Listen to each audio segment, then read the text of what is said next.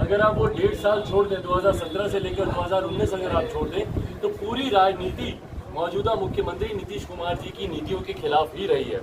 निरंतरता में नीतीश कुमार जी ने हमारी पार्टी, हमारे नेता आदरणीय रामविलास पासवान जी के कद को छोटा करने का भी निरंतरता में उन्होंने प्रयास किया। आज पहली बार उन्होंने हमारी पार्टी नहीं तोड़ी, 2005 में भी जब दोनों बार बिहार विधानसभा के चुनाव हुए थे। 1 फरवरी में हुआ था जब 29 विधायक हमारे जीत के आए थे, तब तोड़े। नवंबर में जो चुनाव हुआ था तब भी हमारे विधायकों को तोड़ा। और आज जो उनकी पार्टी में मुख्य प्रवक्ता अब है नहीं शायद मुख्य प्रवक्ता, पर उनको भी इन्होंने ही तोड़ने का काम किया। हमारी पार्टी में वो एमएलसी होते थे, हमारी पार्टी के जो राज्यसभा के सांसद होते थे उनको, और अभी हमारी मटिहानी से जो विधायक थे। तो निरंतरता में मुख्यमंत्री जी ने इन लोगों को तोड़ने का काम किया। हमारे नेता आदरणीय रामविलास पासवान जी की बढ़ती राजनीतिक कद को किस तरीके से कम किया जाए, उसी के लिए ये दलित और महादलित समीकरण भी लेकर आए, जिसमें तमाम जातियों को एक तरफ कर पासवानों को अलग थलग किया गया, ताकि हमारे नेता आदरणीय रामविलास पासवान जी के कद को छोटा किया जा सके। इनको कोई दलित नेता उभरता हुआ मुख्यमंत्री नीतीश कुमार जी बर्दाश्त ही नहीं कर सकते, भले वो उस वक्त रामविलास पासवान हो या आज की तारीख में चिराग पासवान। चिराग पासवान को भी तोड़ने का काम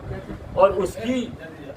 तत्परता इतनी और उसकी शिद्दत इतनी कि चिराग पासवान को कैसे कम किया जाए कि इन्होंने अपने नेताओं की बलि चढ़ाना भी उसके लिए मंजूर किया। हर कोई जानता है कि किस तरीके से इनके पार्टी के तमाम और नेता,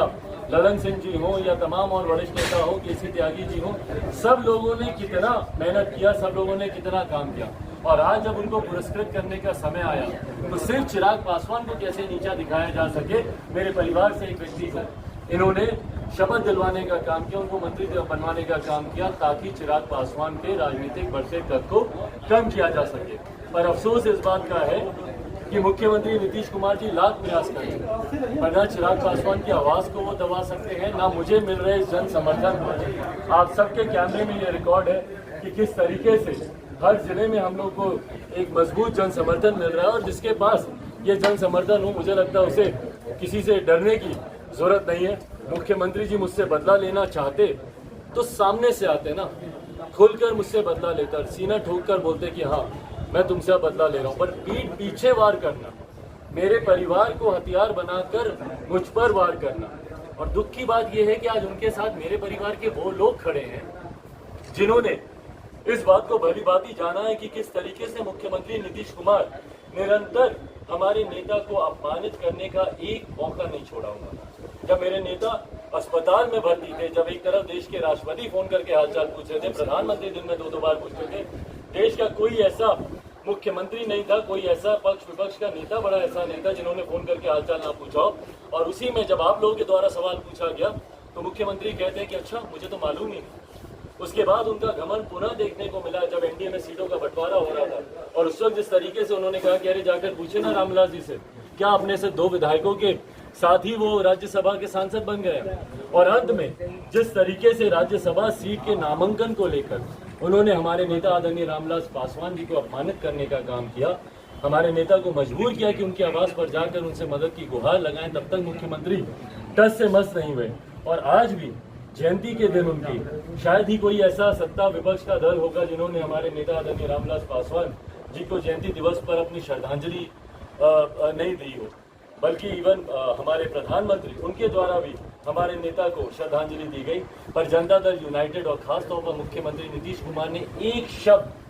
उस पर बोलना जरूरी नहीं समझा। और आज जो हमारे चाचा इनकी गोद में जाकर बैठे हैं, उनको ये सारी बातें सोचने की जरूरत है कि भैया आप जिन भैया की बात करते हैं, जिनके विचारों की बात करते हैं, आप आज उसी गठबंधन में हैं और उसी नेता के साथ हैं जिन्होंने उनके विचारों को रौंदने के लिए, उनके विचारों को ध्वस्त करने के लिए शायद ही कोई कसर छोड़ी होगी। पर बहरहाल ये उनका अपनी करनी है। आने वाले समय में मुझे लगता है बिहार की जनता उनको इस बात का जवाब देगी। आज जब मैं यहाँ खगड़िया आया हूँ, पहले तो मैं माफ़ी चाहूँगा इस बात के लिए कि मैंने एक ऐसे नेता को पुनः चुनकर यहाँ से लड़ने का मैंने मौका दिया, जिन्होंने पिछले 5 साल तो जो उनका कार्यकाल रहा, मुझे यहाँ पर जब मैं आया उनके चुनाव प्रचार में तो मुझे जनता से पता चला कि उससे काफ़ी असंतुष्ट हैं। बट बहरहाल मुझे इस बात की उम्मीद थी, विश्वास था कि अपने दूसरे कार्यकाल में मौजूदा सांसद यहाँ के वो यहाँ पर अपने कार्यों को, अपने विकास की बातों को, और क्योंकि केंद्र की तरफ से निरंतरता में जब हमारे राष्ट्रीय अध्यक्ष उस वक्त के आदरणीय रामविलास पासवान जी मौजूद थे, उनकी तरफ से, उनके विभाग से, केंद्रीय मंत्रिमंडल से हर तरीके की सहायता उनको निरंतरता में उनको प्रदान की जा रही थी। उनको हज कमेटी का चेयरमैन तक उनको पार्टी की तरफ से बनवाने के लिए निरंतर हम लोगों ने प्रयास किया और उनको ये मौका देने का काम किया। पर ये नहीं पता था मुझे कि उसके बाद ये पार्टी को और परिवार को जिस तरीके से धोखा देंगे। बहरहाल आने वाले समय में मुझे लगता है कि बिहार की जनता और ख़ास तौर पर खगड़िया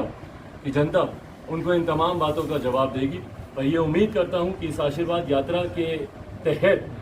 ये यात्रा जिस जिले से जाए, जिस तरीके से मुझे लोगों का जन समर्थन, उनका आशीर्वाद मिल रहा है और बिहार फर्स्ट, बिहारी फर्स्ट जो मेरे पिताजी की अंतिम इच्छा रही है, उनका आखिरी सपना रहा है और इसी सपने को पूरा करने के लिए पिताजी ने आखिरी दिनों में इस बात को स्पष्ट तौर पर कहा था कि अकेले चुनाव लड़ना किसी भी हालत में नीतीश कुमार जी के साथ न जाना, वो तुम्हें तुम्हारी पार्टी को बर्बाद कर देगा। क्योंकि उनका एक अपना अनुभव रहा था मेरे पिताजी का और यही देखने को मिला कि नीतीश कुमार जी ने अपने नेताओं की बलि देते हुए, और अब यहाँ से this marks the beginning of the end, अब यहाँ से नीतीश कुमार जी की पार्टी के पतन की भी शुरुआत यहीं से हुई है। आप आने वाले दिनों में देखेंगे और मैं कोई बड़ी बात नहीं बोल रहा हूँ, मैंने इस बात को पहले भी कहा था 10 नवंबर 2020 को जब